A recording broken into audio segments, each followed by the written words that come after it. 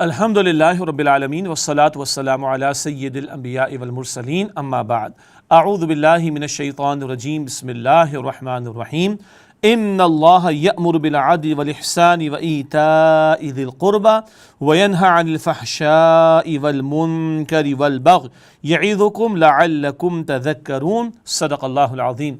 اللہم صلی وسلم علی نبینا محمد رب اشرح لی صدری ویسر لی امری واحلل عقدۃ من لسانی یفقہوا قولی واجعل لی وزیرا من اہلی آمین یا رب العالمین۔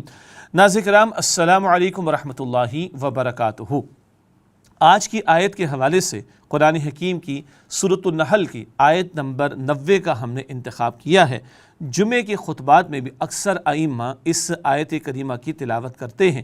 بہت پیاری اور جامع آیت ہے جس میں اللہ تعالیٰ نے 3 کاموں کے کرنے کا حکم دیا اور 3 باتوں سے منع فرمایا، اور بڑی اہم معاشرتی ہدایات ہمیں عطا ہو رہی ہیں۔ ارشاد سورہ نحل کی آیت نمبر 90 میں ان اللہ یأمر بالعدل والاحسان وایتاء ذی القربى، بے شک اللہ سبحانہ وتعالیٰ اللہ سبحانہ وتعالیٰ حکم دیتا ہے عدل کرنے کا اور احسان کرنے کا اور رشتہ داروں کو حق ادا کرنے کا۔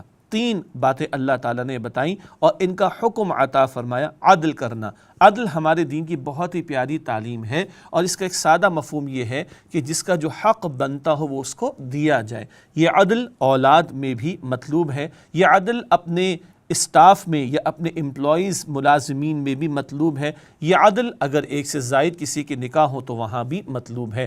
جو حق بنتا ہے وہ کسی کے حوالے کر دینا، یہ بھی اس کی ترجمانی کی گئی ہے، اور اس کو کہا گیا یہ قانون کا تقاضا ہے، اور معاشرے کے اندر قانون کی پاسداری ضروری ہوا کرتی ہے۔ البتہ بالا تر قانون کون سا ہے؟ جو وحی کی تعلیم کے ذریعے ہمیں قرآن و سنت کی روشنی میں عطا ہوا ہے۔ دوسرا ذکر آیا والاحسان، اور اللہ احسان کا حکم دیتا ہے۔ احسان کا لفظ حسن سے بھی ہے، یعنی ہر معاملے میں عمدگی کا رویہ اختیار کرنا۔ اللہم اعنی علی ذکرک و شکرک و حسن عبادتک، فرض نمازوں کے بعد کی مسنون دعا، اے اللہ میری مدد فرما اپنے ذکر کے لیے اور اپنی شکر کے لیے اور اپنی حسین عمدہ عبادت کے لیے۔ البتہ یہاں اس کی ایک اور پہلو سے ترجمانی کی گئی ہے کہ عدل قانون کا تقاضا ہے، قانون اس کے لیے بنیاد بنتا ہے۔ احسان اخلاقی رویہ ہے، یعنی ایک شخص سے ہم نے معاملہ طے کیا اور اس سے کہا کہ تم یہ کام کر دو، تم 1000 روپے تمہیں دیں گے، اس نے کام کیا اور اچھے انداز سے کیا، تو قانون کیا ہے جی؟ عدل کیا ہے؟ اس کو 1000 روپے دے دو۔ احسان کیا ہے؟ 1100 روپے دے دو۔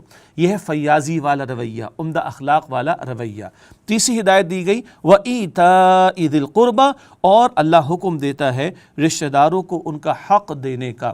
یعنی آج تمہارے رشتہ دار، ویسے تو ایک حقوق ادا کرنا حسن سلوک بھی ہوتا ہے، اور ایک کسی کی مالی مدد بھی ہوتی ہے، یا مشکلات میں کام آنا بھی۔ یہ جو تم آج کسی کی مالی مدد کر رہے ہو، مشکلات میں کام آ رہے ہو، احسان نہیں کر رہے ہو، وہ احسان اردو والا، بلکہ تم اپنا فرض اور اس کا حق ادا کر رہے ہو۔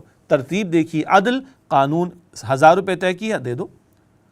احسان 1100 روپے دے دو، یہ تو ہے مزدوری کا معاملہ جس سے طے کیا تم نے، اور ایک رشتہ دار کا معاملہ، اپنا فرض جانو اور آگے بڑھ کر اس کے ساتھ اس سے سلوک کرنے کی کوشش کرو۔ یہ 3 احکامات ہیں جن کے تعلق سے کرنے کا حکم دیا جا رہا ہے، اور معاشرہ ان خطوط پر استوار ہو تو کس قدر پیارے معاشرے ہوں گے اندازہ کیا جا سکتا ہے۔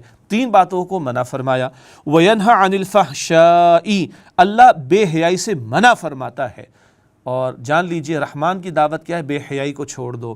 شیطان کی دعوت کیا ہے؟ سورۃ البقرہ میں ذکر آتا ہے یأمرکم بالسوء والفحشاء، وہ برائی اور بے حیائی کی دعوت دیتا ہے۔ اور بے حیائی کی ذیل میں سادہ سی بات یہ ہے، اللہ تعالیٰ نے فطری جذبہ انسان میں رکھا اور اس کی تکمیل کے لیے نکاح کا پاکیزہ بندھن عطا فرمایا۔ اب جو اس پاکیزہ بندھن کو چھوڑ کر کوئی اور راستہ اختیار کرے تو وہ زنا کی طرف جانے کا معاملہ۔ اب وہ سارے امور جو زنا کی طرف لے جائیں اور ناجائز تعلقات کی طرف لے جائیں، وہ سب بے حیائی میں شامل ہو جائیں گے۔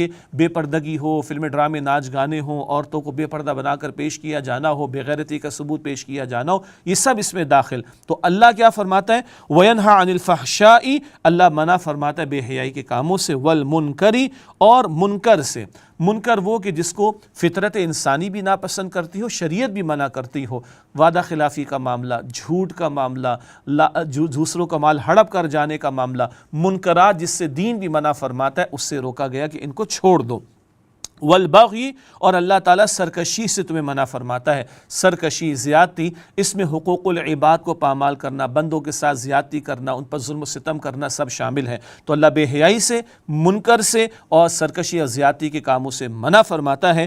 یعظکم لعلکم تذکرون، اللہ تمہیں نصیحت فرماتا ہے تاکہ تم دھیان کرو اور ان تعلیمات پر عمل کرو۔ اللہ تعالیٰ ان ہدایات پر مجھے، آپ کو، ہم سب کو عمل کرتے ہوئے ہمارے معاشروں کو بہتر معاشرے بنانے کی توفیق عطا فرمائے، آمین یا رب العالمین۔ وآخر دعوانا ان الحمد للہ رب العالمین، والسلام علیکم ورحمۃ اللہ وبرکاتہ۔